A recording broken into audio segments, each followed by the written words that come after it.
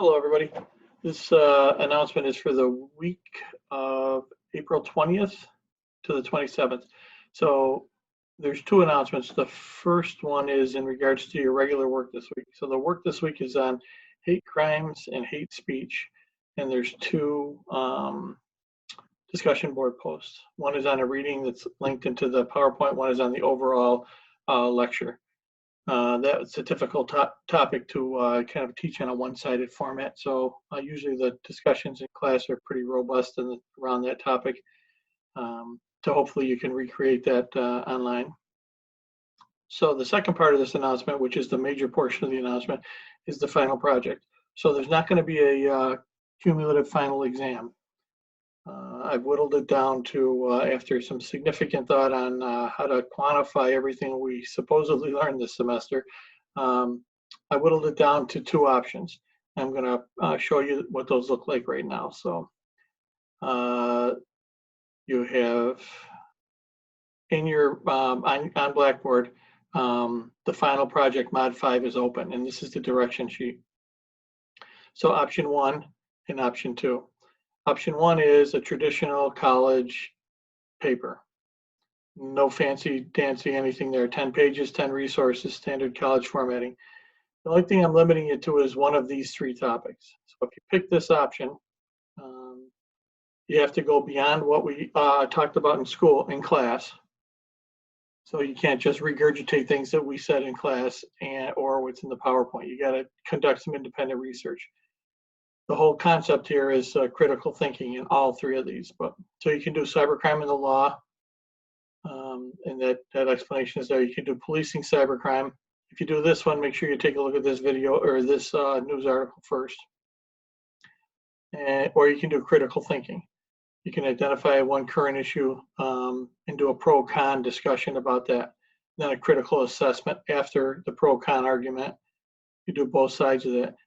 What you cannot do is the pro-con on should all information be free, because we already did that. So anything else is open.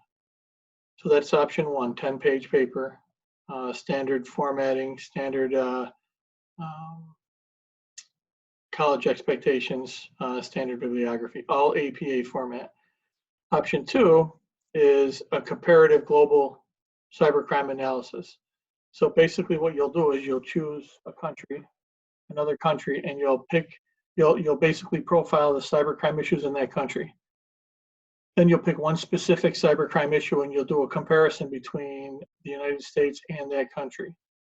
So let's say that you pick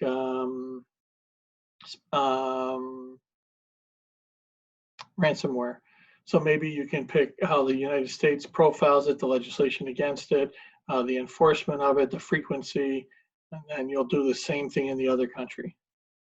And then you'll come up with some kind of conclusion as to maybe which country is addressing it in a better manner. That's just an example. But so 5 of these particular targeted areas will be in your profile. So that's the profile of the overall country. You'll pick at least 5 of these. You can use them all if you want, it doesn't matter. But so profile the cybercrime issues in another country. My suggestion is use a country that's relatively industrialized, that has a lot of information available, that has a lot of computer users. So the more users, the more information is available. So this is only a 3 to 5 page essay, but this assignment has a 5-minute presentation. So significantly reduced writing, and then you have to do a 5-minute presentation on your discussion, on your research. And how you're going to do that is you're going to basically record yourself like I'm doing now, upload it to Google, and then send me the link. And then I'm going to grade it from there. And how I'm going to grade your presentation is on this scoring rubric for presentations. Was the presentation organized? These are presentation skills. And the big points are, how did you present it? Mastery of your topic, and then your comparison issue. And then what was your critical thinking piece? So those are going to be how I'm going to evaluate the presentation. And that's option 2. So you have option 1 or option 2. Now, what you have to do by Wednesday, so this you should be seeing this on Monday the 20th. By Wednesday the 22nd, you should be completing one of these things. This is the proposal directions. What I want from you is I want you to tell me what your plan is to doing your final project. I want a proposal from you. So tell me which option you chose. All you're going to do is fill this out and put it in the Dropbox. This should take about, well, you have to do some thinking between Monday and Wednesday by the time you actually get this assignment and what you want to do. But once you figure out the topic you want to do, use these as a reference. So what option 1 or 2, what's the title of your project going to be? Then give me some idea of the content. Discuss it. Give me an example of what your research is going to cover, what you're hoping to prove or provide. And then give me your thesis question. What is your focus statement going to be? And if you don't have one and you're not sure how to formulate one, basically your research question is supposed to be, or your thesis is supposed to be 1 sentence to tell me what the essay is all about. If you can't develop one on your own or haven't been able to because you're not into the research far enough, just use this one for now. The focus of this research is, and then you fill in the rest.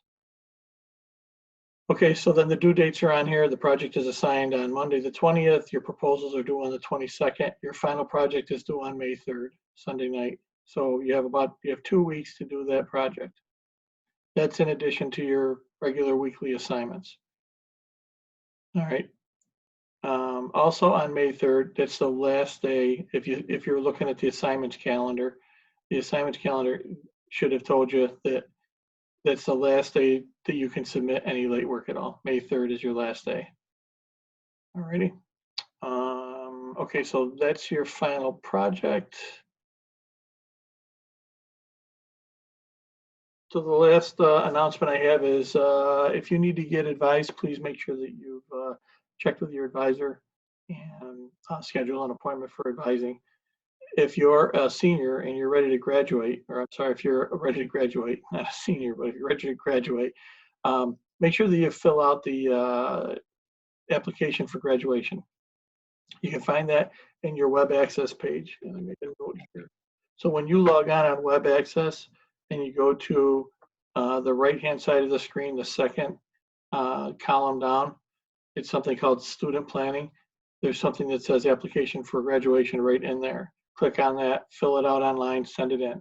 Basically what they'll do is they'll evaluate, the planning and advising department will evaluate and just go through all your courses to make sure that you've met all the criteria to graduate. Then they'll send you back a communication that says you're all set, no problem. If you think there is a problem, let whoever your major is in your major, let somebody know so that you can get that worked out. To avoid any conflicts when it is actually graduation time, which looks like right now it's going to be August 9th on a Sunday outdoors at I think in the at the field maybe. So I hope everybody's doing well, and if you have any questions, please send me an email. I'll get back to you. Alrighty, have a great day.